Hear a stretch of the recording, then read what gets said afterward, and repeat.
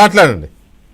2024 ఎన్నికల ప్రచార తుదిగతం అప్పుడు నేను హైదరాబాద్ లో మీ డిబేట్ కి వచ్చా. మీ డిబేట్ కి వస్తున్నప్పుడు నేను ఆ రోజు బట్టి విక్రమార్క కార్యాలయానికి వెళ్ళి ఆయన మీద కాస్త కనిపిద్దాము, పెద్ద ఆయన నాకు తెలుసు అని చెప్పి వెళ్తే జగన్మోహన్ రెడ్డి గారు మీటింగ్ చెప్తున్నారు, సిద్ధం సభ. ఆ సిద్ధం సభలో ఆయన ఏమన్నాడంటే, అధికారంలోకి రాగానే రాజధాని విశాఖపట్నం వెళ్ళి చేరుతామని ప్రకటించాడు. నాకు పైనుండి గుండెకాయ చేతిలోకి వచ్చింది వెంకటకృష్ణ గారు. కళ్ళంత ధార పడిపోయింది, చెమటలు పట్టిన ఒంటికి. ఇంత దుర్మార్గంగా ప్రకటన చేస్తున్నారు జగన్మోహన్ రెడ్డి, దీనికి ఎలా సమాధానం చెప్పాలని చెప్పి మీ డిబేట్ లో పాల్గొని ఆ రోజు నేను చెప్పా, జగన్మోహన్ రెడ్డి గారు మళ్ళీ మీరు అమరావతిని కదిలిస్తే ఇప్పటి వరకు ఆమరణ నిరాహార దీక్షలు చూశారు, ఆత్మహత్యలు చూస్తారు, లేదంటే మానవ బాంబులు చూస్తారని చెప్పేసి చాలా వేగరంగా జగన్ గారికి చెప్పా. మీకు ఒక మాట చెప్తారు సార్, మిర్చి సినిమా చూశారు కదా వెంకటకృష్ణ గారు మీరు, అందులో మిర్చి సినిమాలో ప్రభాస్ అంటాడు, మా ప్రభాస్ అంటుంటాడు విలన్ రౌడీ షీటర్ని, మారవా నువ్వు మారవా, ఇక మీరు మారదా అంటుంటాడు. ఒక పక్కేమో వాళ్ళ అన్నయ్య ఇదే ఫ్యాషనిస్ట్ లో కాళ్ళు చేయబోయి మంచంలో ఉంటాడు, వదినకేమో భర్త చనిపోయి తెల్లచీర కట్టుకొని ఉంటది, అయినా కూడా వాడు కచ్చి పట్టుకుని తిరుగుతూనే ఉంటుంటాడు. ఈ అమరావతి విషయంలో జగన్మోహన్ రెడ్డి గారి యొక్క వైఖరి అదండి. మీరు పెమ్మసాని చంద్రశేఖర్ గారు ఒక్కసారి అన్నారు, మళ్ళీ అమరావతి ప్రభాస్ ఎవరు, ఇప్పుడు ఇక్కడ ప్రభాస్ ఎవరండి మరి, అమరావతి రైతు అది అది మీరు పొరపాటున మీకు పదవి ఇచ్చారు కదా అని చంద్రబాబు నాయుడు గారి పేరు చెప్తారేమో అనుకున్నాను. అమరావతి రైతే ప్రభాస్ రైట్.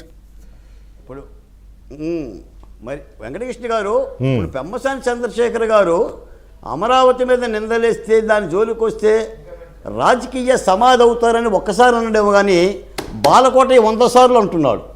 24 ఎన్నికల్లో అమరావతి జోలికి వస్తేనే మీకు 11 వచ్చినాయి. 2 కాళ్ళు తెగిపోయిపోయి రాజకీయంగా సమాధి చేయబడ్డారు. విజయసాయిరెడ్డి ఎడిపోయాడో తెలియదు, వల్లభనేని వంశీ ఎడిపోయాడో తెలియదు, కొడాలి నాని ఎడిపోయాడో తెలియదు, ఒక్కొక్కడు మంచాలు పడ్డాడు, వెంటిలేటర్ మీద పడుకున్నారు. పిన్నెల్లి బ్రదర్స్, జోగి బ్రదర్స్, ఇలా ఒక్కొక్క నాని బ్రదర్స్. ఇది మీ గతి. మళ్ళీ 29లో మళ్ళీ అమరావతి జోలికి వచ్చి ఇదే విష ప్రచారం చేస్తే నిజంగా పెమ్మసాని గారు చెప్పినట్టుగా రాజకీయ సమాధి అవుతుందండి.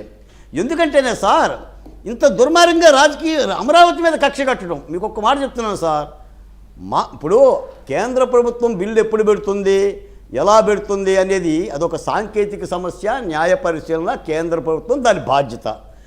చంద్రబాబు నాయుడు గారు అమరావతి కట్టిన చంద్రబాబు నాయుడు గారికి కేంద్ర ప్రభుత్వం చట్టంలో బిల్లు పెట్టించుకోవడం తెలీదా? ఆయన తెలియదండి. సిఆర్డీఏ చట్టం ఎవరు తెచ్చారు, అసెంబ్లీలో బిల్లులు ఎవరు పెట్టారు, న్యాయస్థానాలు ఇటు హైకోర్టు కానీ సుప్రీంకోర్టు కానీ అమరావతి తీర్పుకి ఎలా కట్టుబడి ఉండే? వెళ్ళిపోతా మూటాముల్లే కట్టుకొని వస్తానంటే సుప్రీంకోర్టు ఎందుకు స్టే ఇవ్వాలా? ఆ 371 పేజీల్లో న్యాయం ఉంది కాబట్టి.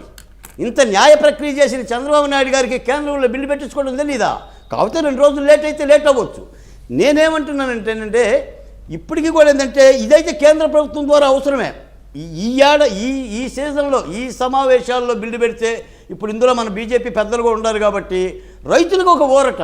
ఎందుకంటే జగన్మోహన్ రెడ్డి గారు కానీ వైసీపీ గ్యాంగ్ కానీ లేదా వాళ్ళ నాయకులు కానీ గెజిట్ నోటిఫికేషన్ ఏది, కేంద్ర ప్రభుత్వం ఆమోదం ఏది, అరే వాళ్ళు తగలబడి వచ్చింది అమరావతిలో కదా సార్, పరిపాలన చేసింది అక్కడ కదా సార్, అమరావతి ఉంటుందన్నది వాళ్ళే కదా సార్. అమరావతిని అధికారంలో రాకముందు అమరావతిని అమ్మన్నారు, అధికారం వచ్చినాక అమరావతిని నీ అమ్మ అన్నారు. ఇన్ని సత్యాలు రాష్ట్ర ప్రజలకు తెలియదా? అసలు ఒకటి గుర్తించేది ఏంటండి, ఆంధ్ర రాష్ట్ర ప్రజలు అమరావతిని హక్కులు చేసుకొని రాజధానిగా గుర్తించారు. సిఆర్డీఏ కార్యాలయం వచ్చింది, క్వాంటమ్ వాలీ వస్తుంది, పిరాని వస్తుంది, 16 బ్యాంకింగ్ సంస్థలు వచ్చినాయి. ఇంతమంది వస్తున్న తర్వాత ఇంకా వివాదం చేయటం ఏంది? కాబట్టి నేను ఒక మాట చెప్తున్నాను వెంకటకృష్ణ గారు, వైసీపీ పార్టీ అమరావతి మీద తీరు మార్చుకోండి. జగన్మోహన్ రెడ్డి గారు మార్చుకొని మీరు పొద్దుగూకులు మార్చుకునే లక్షణం లేదు, మార్చుకునే ఆలోచన లేదు, మార్చుకునే ఆలోచన కూడా లేదు. ఎందుకంటే మార్చుకున్నా వచ్చే ప్రయోజనం లేదు, మార్చుకున్నా జనం ఇక ఎంట్రీ ఇవ్వరు అనేది అర్థమైపోయింది. కాబట్టి మార్చుకోవడం వల్ల ప్రయోజనం ఏంటి, అట్టున్నా మన బతికింతే అని అదే స్టాండ్ మీద ఉంటారేమో నేను అనుకుంటున్నా. పద్మగారు ఏం చెప్తారో కొద్దిగా వాళ్ళ గురించి తెలుసు కాబట్టి, అలాగే వరప్రసాద్ గారు కూడా తెలుసు కాబట్టి ఆయన కూడా ఏం చెప్తారో చూద్దాం.